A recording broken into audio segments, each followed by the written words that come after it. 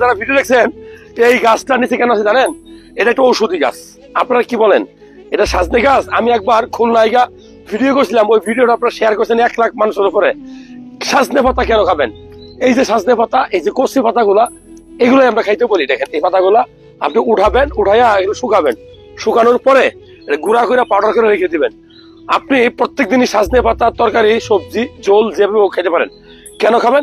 এটা এই বাংলাদেশেই অসংখ্য মানুষ আছে যারা ঔষধ না খেয়ে শুধু এই সাজনে পাতা খাচ্ছে, খেয়ে তাদের ডায়াবেটিস কন্ট্রোলে রাখছে। বিশ্বাস না হলে আপনি দেখেন, কমেন্টসে মানুষ লিখতেছে।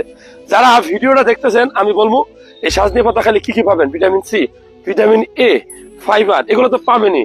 এটা আপনার ওজনটা কমাবে, ওজন কন্ট্রোল করে কিন্তু এই সাজনে পাতা। সো আমি বলবো আপনার ডায়াবেটিস কন্ট্রোল করার জন্য এখন থেকে এই সাজনে পাতা খাওয়ার অভ্যাস শুরু করুন। আপনার শরীরটা সুস্থ রাখুন।